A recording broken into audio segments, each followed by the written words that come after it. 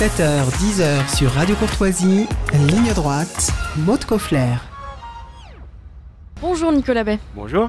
Vous êtes député européen 4e sur la liste de reconquête menée par Marion Maréchal, une liste estimée à 8 voire 9% des intentions de vote selon les derniers sondages. Et Marion Maréchal a adressé un message public à Jordan Bardella ce week-end lui demandant de ne pas se tromper d'ennemi après que ce dernier vous ait accusé d'avoir voté un texte en faveur de l'accueil des migrants en Europe dans le cadre du pacte migratoire. De quel texte s'agit-il d'abord et de quoi vous accuse-t-il exactement, Jordan Bardella ? Alors d'abord, en effet, petite précision, et je crois que ce qu'a dit Marion est très juste, nous avons suffisamment d'adversaires pour ne pas multiplier les attaques, surtout quand elles sont de mauvaise foi, contre ceux avec lesquels on a des divergences, qui sont des concurrents, mais qui ne sont pas des ennemis. Pour nous, le but des européennes, c'est de battre Macron et de battre von der Leyen au Parlement européen. Et c'est ça l'enjeu. Et aujourd'hui, Reconquête, avec ses alliés du groupe ECR, le groupe des conservateurs et réformistes européens, est le mieux placé pour réaliser cette mission de battre Macron au Parlement européen et de déplacer le centre de gravité. Sur le pacte migratoire, essayons d'expliquer un petit peu, parce que les sujets européens sont souvent un peu arides, un peu complexes, un peu éloignés. Donc ce pacte migratoire, en réalité, c'est un texte qui a été préparé pendant des années par la Commission européenne, puis retravaillé par le Parlement européen. Et en réalité, c'est pas un texte, c'est 10 textes. Le pacte, c'est 10 textes législatifs qui sont tous passés en vote au Parlement à Bruxelles cette semaine, mercredi. On a tous voté sur ces 10 textes. En réalité, si on résume la situation, il y avait 3 de ces 10 textes qui vont soit dans le sens d'une diminution ou d'une limitation, en tout cas, des arrivées de migrants sur le sol européen, soit ils allaient dans le sens d'une facilitation des expulsions. Et puis, il y avait 7 textes qui allaient clairement dans le sens du grand remplacement, c'est-à-dire donner encore plus de droits aux migrants, faciliter leur possibilité d'accès, y compris aux soins, sur le sol européen, donc c'est des appels d'air, mais aussi le texte absolument scandaleux sur la répartition coercitive, obligatoire en fait, des migrants sur le sol européen, c'est répartition entre les États, et quand un État est récalcitrant, eh bien, il est obligé de payer 20 000 euros par migrant refusé. Voilà. Ouais. Donc là, on est vraiment dans l'organisation à l'échelle continentale de la submersion. Bon, donc, nous avons donc voté les 3 textes qui vont dans le sens de la limitation des arrivées et de la facilitation des expulsions. Et d'ailleurs, en commission, les LR comme les RN ont voté également en faveur de ces 3 textes. Et en fait, au dernier moment, au moment de la séance plénière, alors que le texte n'a pas bougé d'une virgule, Jordan Bardella et le RN ont choisi de voter contre l'un de ces 3 textes, en l'occurrence le texte qui s'appelle filtrage. Qu'est-ce que c'est que ce texte ? Ce texte, en fait, il introduit de nouvelles dispositions législatives qui permettent, lorsqu'un migrant arrive sur le sol européen de manière illégale, de le mettre immédiatement en rétention. Alors, malheureusement, on ne pourra pas tous les mettre en rétention, mais ceux qui, de manière évidente, ne sont pas éligibles au droit d'asile seront immédiatement mis en rétention en vue de pouvoir être expulsés dans les jours qui suivent. C'est une avancée significative quand même par rapport au droit existant, parce qu'aujourd'hui, on voit bien ce qui s'est passé avec l'Ocean Viking. Giorgia Meloni dit « Moi, je ne veux pas de l'Ocean Viking et de ces 230 migrants dans un port italien ». Macron, malheureusement, les accepte. Ils arrivent sur le port de Toulon, ils débarquent, l'État français, aux frais du contribuable, les loge dans un hôtel, et qu'est-ce qui se passe ? Quelques heures après, ils disparaissent tous dans la nature. Pourquoi ils disparaissent tous dans la nature ? Parce qu'ils ne sont pas dans un centre fermé. En réalité, ils ne sont pas dans un régime juridique de détention ou de rétention. Ouais. Ils sont libres, en réalité. Voilà. Donc le texte filtrage, il va permettre qu'au moins une partie de ceux qui arrivent sur le sol européen eh bien, soient immédiatement placés en rétention, et en tout cas qu'ils ne puissent pas s'évanouir dans la nature. Donc ce texte, pour résumer, ne va pas assez loin, mais va dans le bon sens. Et donc, quand on a un texte qui ne va pas assez loin, qui va dans le bon sens, l'usage, c'est de le voter. Et c'est pour ça que les RN l'ont tous voté en commission. Bon. Ensuite, Bardella a fait un petit coup politique, en réalité, pour dire les choses simplement. Il a voulu faire croire que le RN serait plus ferme que les autres sur les questions migratoires. Ils ont beaucoup à se faire pardonner, il faut le dire, puisqu'ils ont quand même voté la loi, qui n'est pas une loi immigration, la loi régularisation de Darmanin, dont la conséquence concrète, après la censure d'une partie du texte par le Conseil constitutionnel, va aboutir à avoir 10 000 régularisations supplémentaires par an. Voilà, donc pour faire oublier voilà, cette faiblesse qu'ils ont eue à l'Assemblée nationale, ils essayent de faire croire qu'au Parlement européen, il serait plus dur. Et en racontant un peu n'importe quoi, parce que c'est des textes un peu techniques qui nécessitent quand même de les travailler un peu, et c'est pas forcément le domaine où ils sont les meilleurs. Et donc, ils nous ont expliqué qu'ils étaient contre ce texte parce que ce texte empêchait le refoulement. Alors qu'ils confondent des notions qui n'ont rien à voir, puisque les refoulements de migrants, aujourd'hui, sont interdits par la Convention de Genève sur les réfugiés d'une part et par la jurisprudence de la Cour européenne des droits de l'homme. C'est pour ça que nous, avec Éric Zemmour et Marion Maréchal, on demande la sortie de la Cour européenne des droits de l'homme. Sortir de la Convention européenne des droits de l'homme et donc de la Cour européenne des droits de l'homme et donc s'affranchir de la jurisprudence, notamment en matière migratoire, de la Cour européenne des droits de l'homme, c'est évidemment le moyen justement de retrouver la pleine maîtrise de nos frontières. Pourquoi le refoulement est interdit? Disons les choses clairement. Il y a deux types de refoulement. Frontières terrestres, on devrait pouvoir autoriser évidemment les refoulements.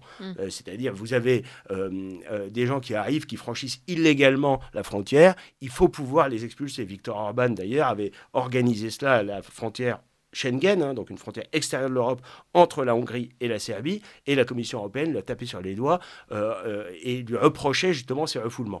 Quand c'est des frontières maritimes, Italie, Grèce, Espagne, eh bien, le refoulement, évidemment, il est plus complexe parce que si les personnes sont arrivées sur le sol européen, eh bien, on ne peut pas immédiatement les renvoyer. C'est-à-dire que si le bateau est dans nos eaux territoriales, sur le point d'arriver en Europe, on peut évidemment l'arraisonner, le contraindre à faire demi-tour éventuellement. Mais une fois qu'ils sont sur le sol européen, le plus important, c'est de les mettre en rétention pour pouvoir les expulser. Et éviter qu'ils arrivent, ils sont libres, et ensuite ils s'évanouissent, puisque en plus, avec Schengen, on a la libre circulation totale sur l'ensemble de l'espace Schengen, c'est-à-dire du continent européen. Voilà, donc le refoulement n'a absolument rien à voir avec la question du filtrage. Donc le filtrage, si on résume les choses, c'est un texte qui est insuffisant, mais qui permet quand même d'éviter des scandales comme on a eu à l'Ocean Viking. Voilà. Et en fait, le RN, si on résume la situation, a voulu faire croire que ce texte pouvait être laxiste, alors que ce texte, malgré tout, améliore un petit peu la situation. Mais ça montre plusieurs choses. Ça montre d'une part qu'ils ne travaillent pas les dossiers. Ça montre aussi qu'ils sont dans une espèce de posture permanente qui n'en fait pas des interlocuteurs sérieux. Il faut dire les choses. Nous, on est dans l'Alliance des conservateurs et réformistes européens, des députés et des partis de 17 nationalités différentes, dont 4 sont au pouvoir, en Finlande, en Suède, en République tchèque et surtout en Italie. C'est important sur des sujets aussi délicats qui nécessitent une vraie réponse commune et une vraie volonté politique, d'avoir des interlocuteurs sérieux. Et donc, l'enjeu des européennes, c'est évidemment de changer les orientations actuelles de l'Union européenne, d'en finir avec le bloc majoritaire PPE, dont les LR font partie, socialistes et macronistes, pour avoir finalement des orientations politiques de droite à l'échelle européenne. Voilà. Mais ça nécessite quand même d'avoir des députés qui travaillent, qui connaissent leur dossier, pas des gens qui sont uniquement dans des postures et qui lancent des petites piques sur les plateaux de télévision. Et ensuite, une vraie volonté politique. Et ce qui est regrettable, c'est que non seulement le RN se trompe d'adversaire en attaquant Reconquête de manière aussi grossière, un subtil mélange de mauvaise foi et d'incompétence, de surcroît, il multiplie par ailleurs les renoncements. Parce que c'est cela qui est derrière. Ça, c'est fait. Vous avez répondu à Jordan Bardella, Nicolas Bay. Cet appel de Marion Maréchal lancé à Jordan Bardella, cet appel à unir ses forces contre des ennemis communs, c'est-à-dire, je cite, la gauche et les macronistes, en gros, c'est un discours qui fait l'unanimité à Reconquête ou pas ? Oui, bien sûr. Vous savez, c'est l'ADN de Reconquête, la volonté de rassemblement des droites. Alors, ce qui est vrai, c'est que pour gagner avec un mode de scrutin majoritaire à 2 tours, à présidentielle et législative, on doit être capable d'unir les forces. Et on le voit d'ailleurs. Pourquoi Mélenchon a réussi aux législatives à faire élire un très grand nombre de députés de gauche? Parce qu'ils ont fait la NUPES, c'est-à-dire une alliance électorale entre différentes formations de gauche. Les socialistes, les Verts et la France insoumise. D'une certaine manière, Macron a fait aussi, a su rassembler son camp avec son parti Renaissance, mais aussi Horizon, le Modem, etc. même si c'est évidemment pas nos idées. Il faut que les forces patriotes soient capables de travailler ensemble. Ouais. Et moi, je viens de souligner des différences avec le RN, on pourrait en parler, mais sur le fond, elles existent, et elles justifient parfaitement le fait qu'on soit dans des mouvements politiques différents. Mais parce qu'on pense à la France d'abord, et parce qu'il y a urgence dans la situation, on est parfaitement prêt à travailler avec d'autres, bien sûr. Alors, les élections locales s'y prêtent très bien, on en reparlera au moment des élections municipales dans 2 ans. Au niveau national aussi, pour la présidentielle législative, c'est Éric Zemmour qui a proposé ça, qui a même appelé à voter pour Marine Le Pen en posant aucune condition dès le soir du premier tour à 20h. Mais aux élections européennes, c'est une situation un peu différente. On est sur un mode de scrutin proportionnel intégral. Chaque liste aura des députés. Et ensuite, ce qui compte, c'est qui sont les députés qu'on fait élire. Est-ce qu'ils sont capables de faire le travail? Et ensuite, est-ce qu'ils sont dans un groupe qui est susceptible de peser? Ouais. Et ce que nous disons aujourd'hui, c'est que, vous l'avez souligné, les sondages nous donnent 7, 8, 9, 10 députés de Reconquête.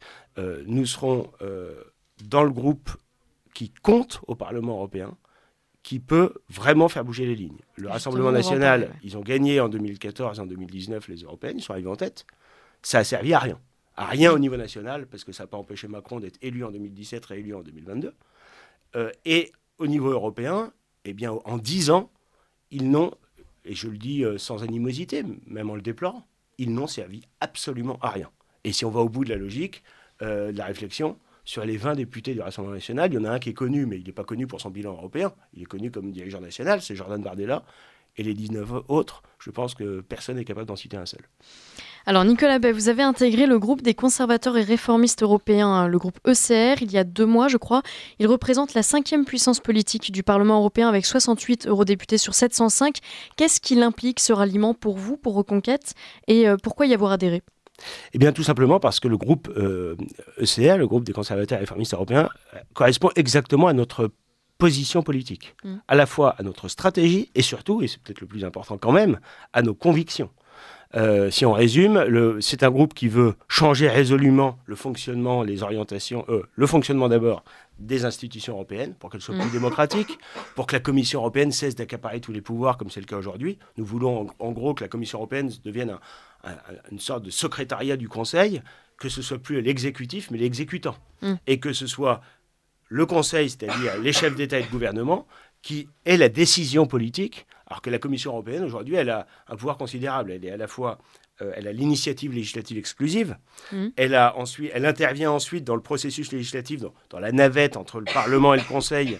Cette navette, c'est un peu comme en politique française, la navette entre l'Assemblée et le Sénat. C'est le processus législatif. Mais elle intervient au moment de ce processus. Ensuite, elle veille à l'application en droit national des décisions prises à Bruxelles. Et enfin, elle est garante des traités,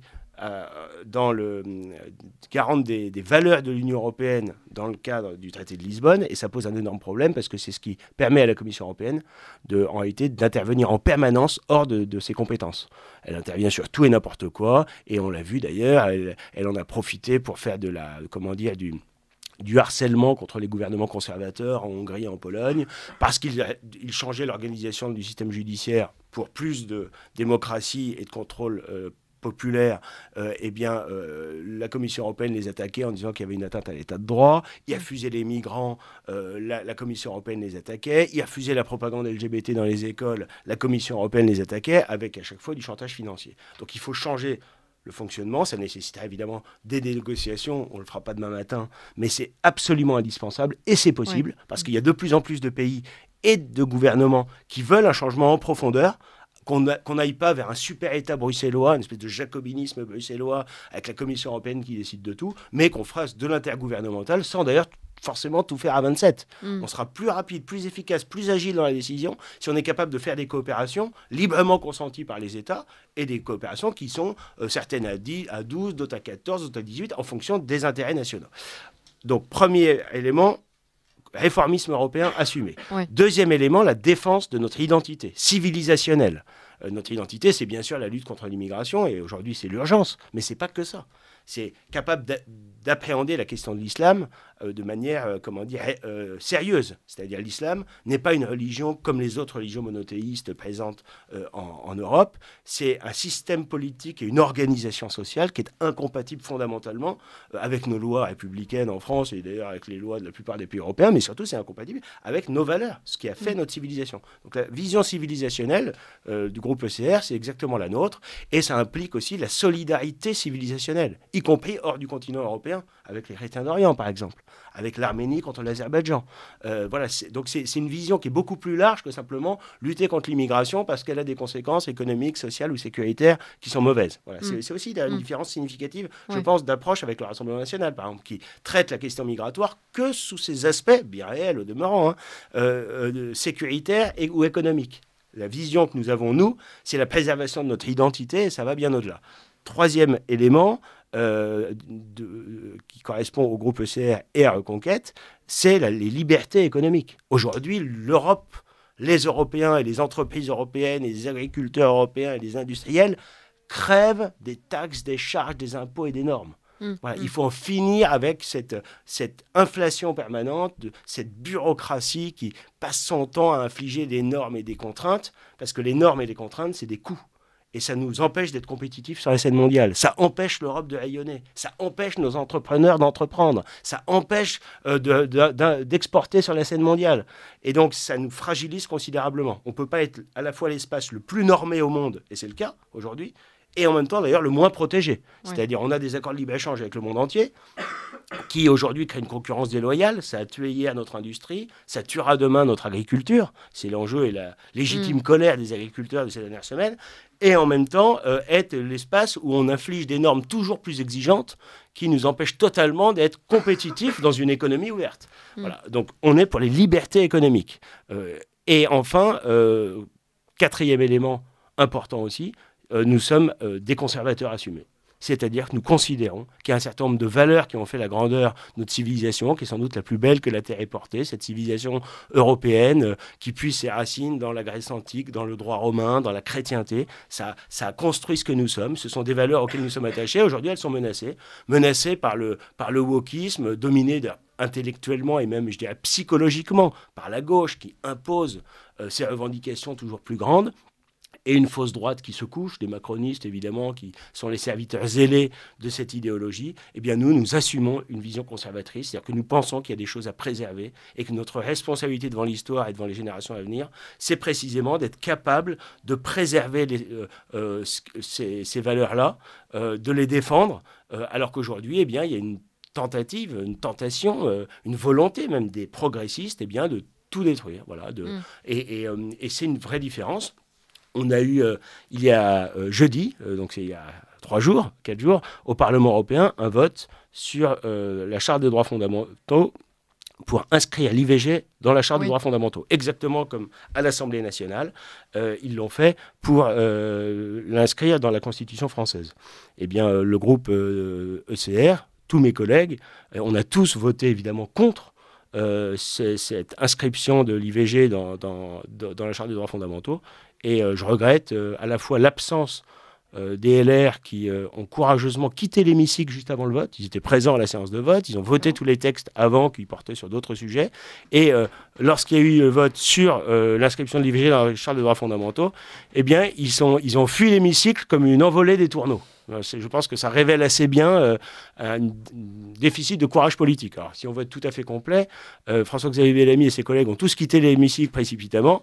Il n'y a qu'une députée qui est restée, c'est Laurence Sayet, et c'était pour voter pour. Voilà. Et quant au Rassemblement national, eh bien, ils étaient tous présents dans l'hémicycle, il faut le reconnaître, et ils se sont tous courageusement abstenus. Voilà. Et donc, tout ça révèle quoi ?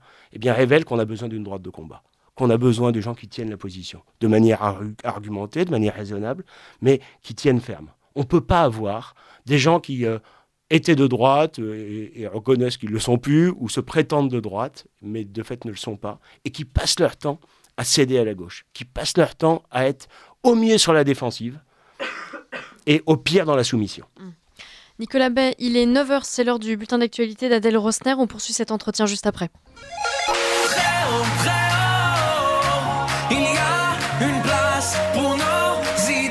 Vue de haut. Nicolas Bay, on parlait de l'Arménie dans le bulletin d'actualité. Parmi les nombreux reproches que vous faites à Ursula von der Leyen, la présidente de la Commission européenne, il y a le traitement de la question arménienne. On en parle peu, vous vous y êtes rendu plusieurs fois. Plus de 100 000 Arméniens ont été contraints à l'exil par l'Azerbaïdjan depuis le mois de septembre. Et pendant ce temps, ce que vous reprochez à l'Union européenne, c'est d'avoir renforcé les liens avec Aliyev, le président de l'Azerbaïdjan. Comment expliquez-vous ce positionnement de l'Union européenne ?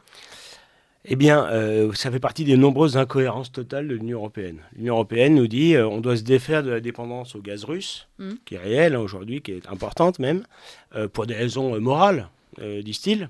Et du coup, qu'est-ce qu'ils font ? Ils achètent du gaz au Qatar, grande démocratie, ils achètent du gaz à l'Algérie, grande démocratie, et ils achètent du gaz à l'Azerbaïdjan, comme vous le soulignez, ce qui est une insulte aux Arméniens. L'Azerbaïdjan est une dictature islamique sous autorité en quelque sorte de la Turquie, tout le monde le sait. La Turquie est la grande puissance tutrice de l'Azerbaïdjan.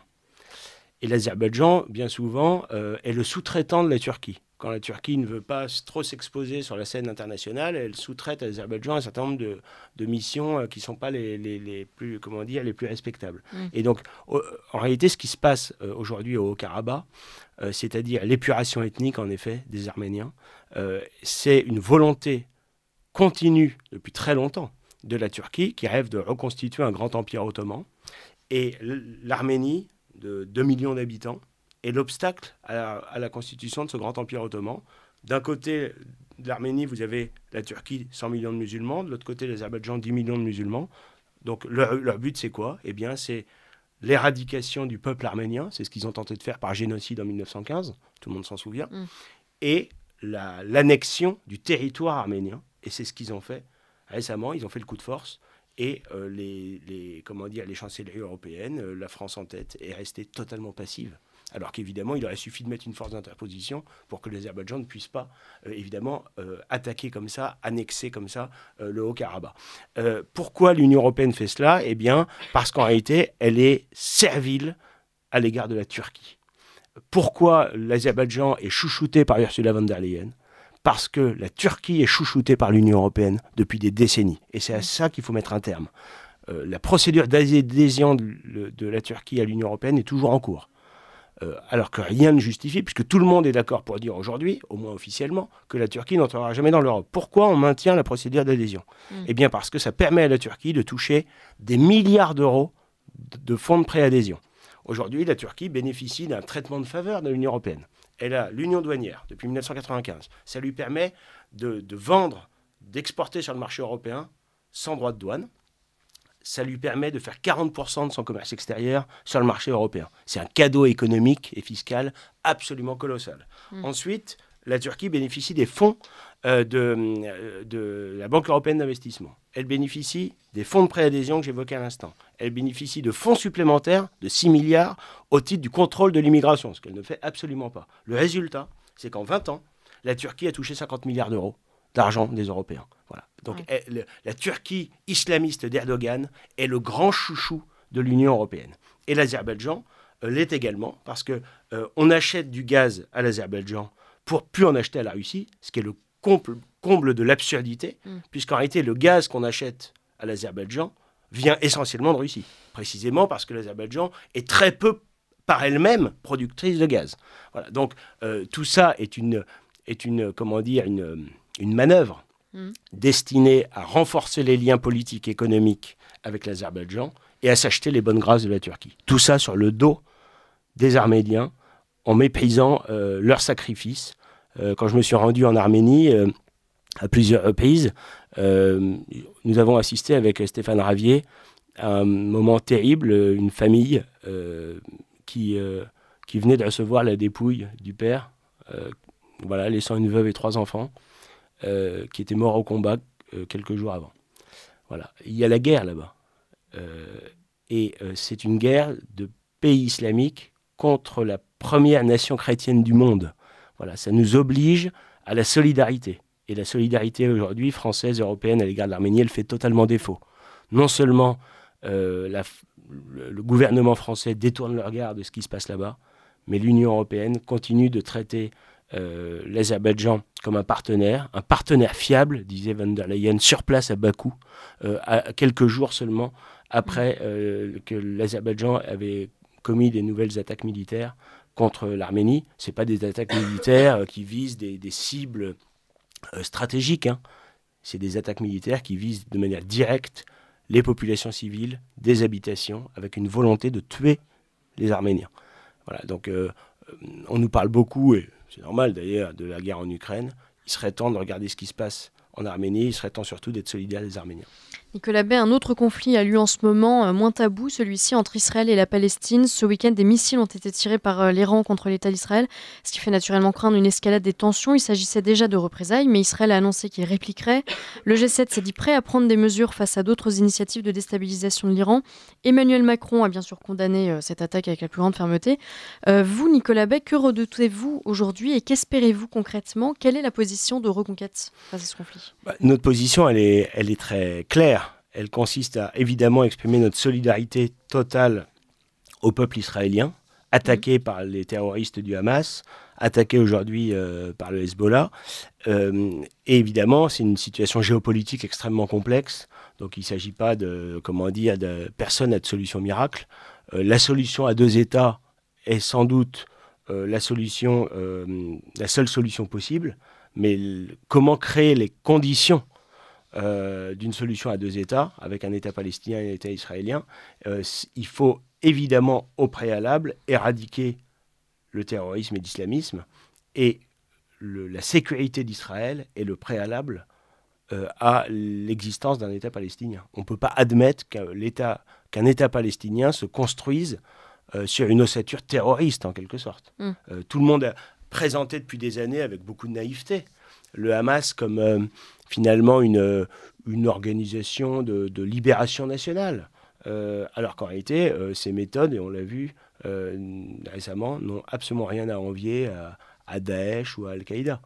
C'est une organisation terroriste, donc elle doit être traitée comme telle, elle doit être éradiquée. Voilà. Et donc, voilà, il était particulièrement choquant de voir en France, notamment la France insoumise, finalement multiplier les connivences avec le Hamas et faire valoir que on ne pouvait pas vraiment prendre parti entre les deux camps. Non, il y a d'un côté un État démocratique, de l'autre côté des terroristes. Donc on doit être du côté de la démocratie contre les terroristes. Et il faut mener et gagner ce combat, et c'est légitime qu'Israël mène ce combat avec l'objectif de le gagner. Nicolas, il nous reste 7-8 minutes. On a évoqué des sujets d'actu qui étaient tout à fait logiques. Il y a un sujet qu'on a beaucoup moins évoqué, c'est vous. Parce qu'on connaît votre parcours, on devine ce qui vous anime, ce qui vous indigne. Vous avez été très transparent lorsque vous avez quitté le Rassemblement national pour rejoindre Reconquête. Mais avant tout ça, pourquoi la politique, Nicolas Bay ? Ah ouais, je fais partie sans doute de ceux qui sont un peu tombés dans la marmite petit. Moi, j'ai commencé à militer très jeune. J'ai commencé quand j'avais 14 ans. C'est la campagne contre le traité de Maastricht en 92. Vous voyez, j'avais déjà le sentiment qu'on était dans un basculement vers une Europe fédérale, et ça a été le cas d'ailleurs. Je me suis intéressé donc très jeune à la politique, et j'ai voulu m'engager très jeune dans les rangs du Front National à l'époque. Et puis ensuite, voilà, j'ai fait mon parcours militant. Moi, je me considère d'abord comme un militant. Je me considère toujours comme un militant. J'ai été dirigeant du Rassemblement national. Aujourd'hui, je fais partie des dirigeants de Reconquête. Je suis élu depuis plus de 20 ans, parlementaire depuis 10 ans, mais je me considère comme un militant avant tout. Moi, je considère que si on est engagé en politique, c'est d'abord pour défendre des idées, des valeurs, des convictions. Sinon, il faut faire autre chose. Sinon, il faut faire c'est très respectable d'ailleurs, hein, travailler dans le privé, faire du business, mais on ne peut pas faire de la politique autrement qu'en défendant d'abord des idées. Et ça doit rester le cap, et c'est, une ascèse. C'est exigeant, parce qu'en réalité, tout le système politique et électoral pousse bien souvent à flatter les égos, à privilégier les carrières et les agendas, et c'est souvent, il faut bien le dire, au détriment des idées. Et beaucoup de partis politiques sont devenus des machines à broyer les idées, sont devenus des machines à détruire l'âme militante et les convictions qui animent souvent leurs membres initialement. Moi, j'en connais beaucoup, des gens qui étaient des militants sincères, désintéressés, qui défendaient des idées, et puis peu à peu, happés par une organisation partisane, eh bien, ils acceptent tous les reniements et tous les renoncements. Voilà. Et c'est difficile, je n'ai pas de prétention dans ce domaine, mais moi, ce à quoi je tiens, c'est pouvoir continuer à défendre les idées auxquelles j'ai toujours cru et qui ont finalement peu changé depuis mon adolescence. Alors justement, quand on s'engage, j'imagine, si tôt en politique, j'imagine qu'on est animé par un certain nombre d'idéaux, d'utopies, de rêves. Vous diriez que vous êtes animé par quoi aujourd'hui ?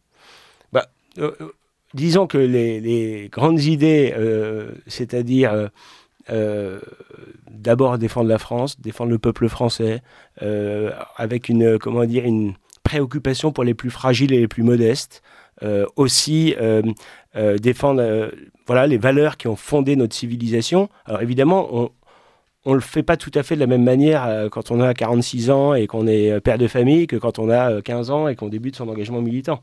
Mais finalement, le ressort profond reste le même. Et aujourd'hui, je pense que j'ai la préoccupation qu'ont beaucoup de pères et de mères de famille, c'est-à-dire quel pays on va léguer à nos enfants. La France est fracturée, menacée par l'islam radical, menacée par l'immigration de masse. Économiquement, nous sommes affaiblis, c'est le grand déclassement dont Éric Zemmour a beaucoup parlé pendant la campagne présidentielle. Ça nécessite des mesures fortes et urgentes. Et on voit aujourd'hui que, à la fois, on a une lucidité de plus en plus grande de nos peuples, en France et ailleurs en Europe, et un système politique qui est minoritaire mais qui sait très bien se défendre. Et donc il faut réussir la difficulté que nous avons aujourd'hui, et c'est l'enjeu des européennes du 9 juin d'ailleurs, c'est de faire en sorte qu'il y ait enfin une adéquation entre la volonté du peuple et les majorités politiques qui sont susceptibles de prendre les bonnes décisions qui correspondent à cette attente des peuples. Aujourd'hui, on a une distorsion assez spectaculaire. On a la Commission européenne qui a tous les pouvoirs, qui décide dans le dos des peuples. On a finalement Macron qui est au pouvoir, mais une majorité de Français qui ne veulent pas de sa politique. Alors c'est notamment à cause de la division des patriotes et des conservateurs. Ouais. Et c'est pour ça qu'il faut à la fois assumer les différences et inlassablement œuvrer à des actions communes, et à une action commune et des accords électoraux. Mais il faut, en même temps, je crois qu'il est fondamental de ne pas assécher la politique en renonçant au débat d'idées, et donc il faut assumer les différences. Voilà. Moi, j'ai quitté le Rassemblement national il y a 2 ans et demi. Je n'ai pas d'animosité, j'ai pas d'aigreur. Je critique pas pour le plaisir le Rassemblement national. Je constate simplement que on a des vraies différences. Et moi, mon engagement politique, je considère que dans l'engagement politique, on doit être loyal, on doit être fidèle, mais la fidélité, on la doit d'abord à ses idées. Ensuite, aux engagements pris devant les électeurs, et enfin seulement à l'organisation partisane. Et trop souvent, le système politique est construit de telle manière que la loyauté est une espèce de loyauté sectaire à l'égard d'une organisation politique, qui elle-même d'ailleurs a des idées qui changent, qui évoluent. Et vous voyez, pour être très concret, je serais resté au Rassemblement national, puisque certains m'ont dit « Mais pourquoi vous n'êtes pas resté ? Pourquoi tu n'es pas resté ?» J'aurais pas pu voter la constitutionnalisation de l'IVG comme ils l'ont tous fait. J'aurais pas pu faire ça. Je n'aurais pas pu voter la loi régularisation de Darmanin pour 10 000 régularisations supplémentaires. Je n'aurais pas pu le faire. Quand je vois qu'ils disent qu'il faut multiplier les taxes sur la grande distribution, sur les super profits, etc., comme Jean-Philippe Tanguy, un de leurs députés, l'expliquait il y a quelques jours, je ne pourrais pas tenir cette position-là. Moi, je suis pour la liberté économique. Je suis pour baisser les impôts. La France est le pays le plus imposé au monde. Donc ce système étatiste, ce système d'assistanat généralisé, j'y crois pas. Je crois à la valeur travail. Et c'est pour ça que j'ai rejoint Éric Zemmour et qu'aujourd'hui, je suis avec Marion Maréchal dans cette campagne européenne. Donc je pense qu'on peut... Et voilà, et j'exprime ces différences. Elles sont réelles, elles sont actées. Le Rassemblement national dit eux-mêmes, nous ne sommes pas de droite. Ils le disent, ils l'assument. Donc c'est pas polémique de dire qu'on est différent. Nous sommes de droite. On croit qu'il y a un clivage droite-gauche. Il y a un clivage droite-gauche philosophique, qui est évidemment plus important encore que les différences programmatiques. Et je pense qu'il faut assumer ça. Si on veut redonner ces lettres de noblesse à la politique, il faut réhabiliter le vrai débat de fond, le vrai débat des idées. On ne peut pas résumer le débat politique à ceux qui sont pour la retraite à 60 ans, à 63 ans et à 64 ans. D'abord, c'est vraiment prendre le problème par le petit bout de la lorgnette, et c'est assécher totalement le débat politique. Revenons au fond, multiplions les joutes oratoire et les débats politiques respectueux, bien sûr, respectueux parce qu'on est en démocratie, mais intransigeants sur les idées. Et je pense que quand Marion, ces derniers jours, a multiplié les débats avec Valérie Hayer, avec Marie Toussaint, eh bien, je pense que c'est très important parce que ça permet aux Françaises et aux Français eh bien, de voir des clivages clairs, de voir des différences de vision politique qui ne sont pas simplement des petits aspects programmatiques dont tout le monde sait qu'ils peuvent changer, et puis ils peuvent changer parce que la situation évolue. Voilà. Je pense que ces européennes, et d'une manière générale, l'existence de Reconquête, grâce à l'initiative d'Éric Zemmour, ça permet de réhabiliter un vrai débat politique, de réhabiliter les vrais clivages et les vrais enjeux. Si on n'est pas capable de parler, de faire, de trouver le chemin pour lutter efficacement contre le grand remplacement, le grand déclassement, le grand endoctrinement, eh bien à ce moment-là, la France peut disparaître. L'histoire nous enseigne que les civilisations sont mortelles. Voilà. Et on ne peut pas en permanence résumer le débat politique à des petites considérations ridicules sur le point de TVA, sur le montant exact de telle ou telle allocation. Voilà. Bien sûr que ça existe et ça touche la vie des Français. Donc je dis ça avec respect. Hein. Mais l'enjeu pour la France, pour les générations à venir et pour notre civilisation, ne peut pas se résumer à ces petites considérations programmatiques dérisoires et une classe politique de plus en plus uniforme. Ils disent tous la même chose, de la même manière, au même moment. En 10 secondes, Nicolas, mais vraiment 10 secondes, Marion Maréchal a dit qu'elle mènerait cette bataille des européennes pour ses filles. Et vous ? Oui, je partage, je vous le disais, je pense que quand on est père ou mère de famille, on ne se bat pas pour soi-même, on se bat pour ses enfants. Et au-delà de ses enfants, on se bat en réalité pour les générations à venir. La politique, au sens noble du terme, c'est la transmission. Et quand on défend notre identité, ça implique la notion de transmission. J'entends les souverainistes qui disent on doit retrouver les leviers d'action. Je partage cette vision-là, on doit retrouver notre souveraineté. Mais la souveraineté est un moyen.